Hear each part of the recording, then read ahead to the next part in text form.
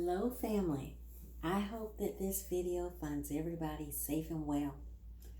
I wanted to do a Wednesday Words of Wellness video.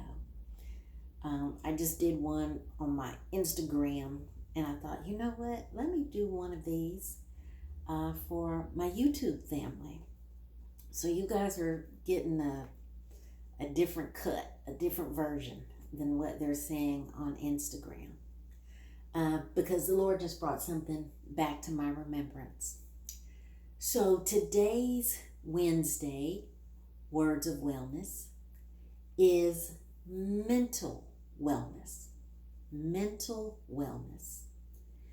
And what inspired this this post?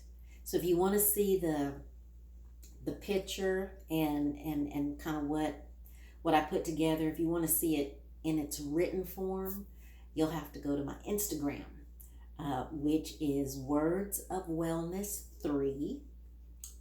That's my Instagram feed.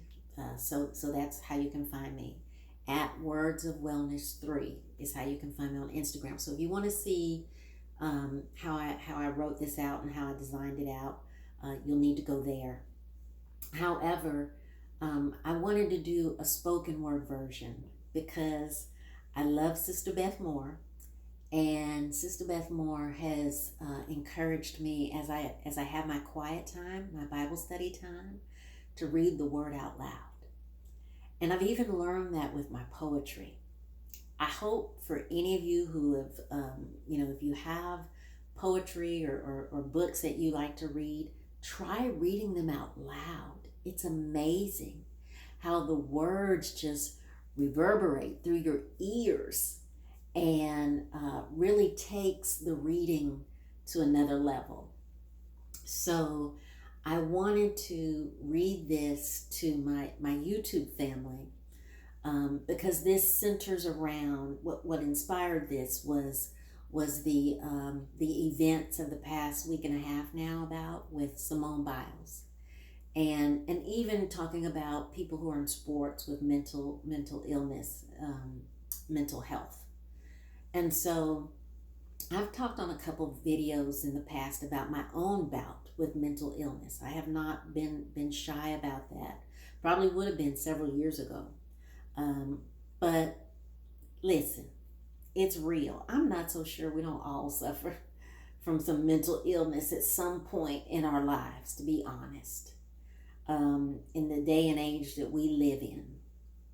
And so, I have seen and heard things on the news, or either seen things on the internet, just about how some people have responded to her desire to protect herself and keep herself safe, knowing that she wasn't mentally where she needed to be in order to compete.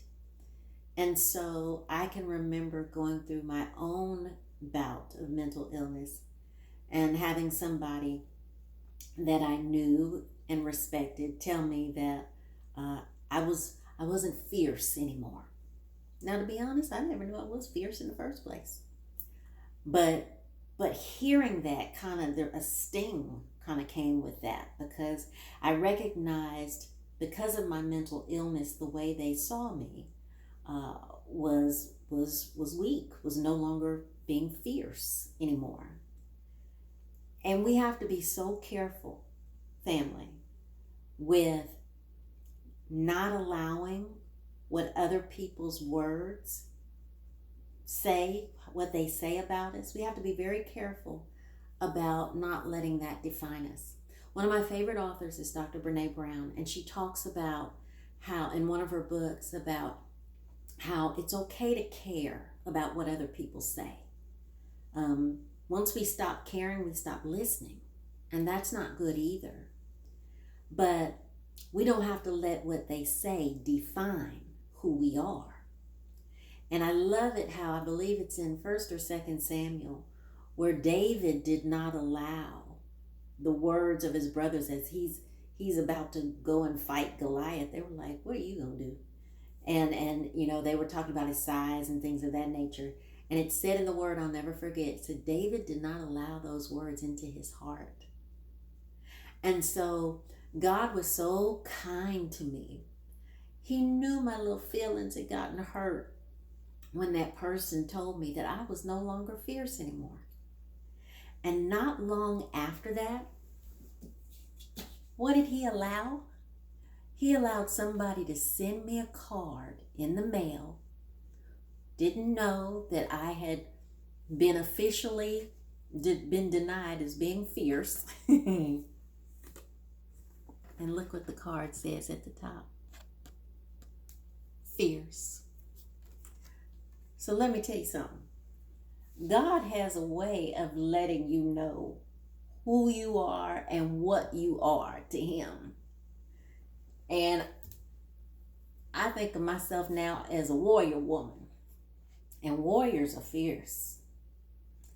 And this card helped to, I guess, make that point for me. That Papa saw me as fierce. And I didn't allow that person, even as I was going through a time of trial because of my mental health. Papa said, no, I define you. I define you. And so I want to read this, what I wrote about mental wellness is a gift. It says, it's a gift we give ourselves by God's grace. The world won't understand when we must be still and prioritize our mental wellness. We'll hear push through it or suck it up. This is not what God meant when he said, be strong and courageous in Joshua 1:9. Do you know how much strength it takes to be still when the rest of the world keeps moving? Because, beloved, that's what we got to do. Sometimes we got to get still. We got to be still in order to take that time to heal. One can begin to feel like they're being left behind, even when we're being still. You can start to wonder where your worth lies because you're not performing. Rest in this culture is not valued highly. Those who rest are relegated to being described as weak. But this is foolishness. Those who rest purposefully are wise beyond measure. They eventually realize a supernatural strength is being built inside of them as they allow the Master to do his handiwork in their souls and spirits.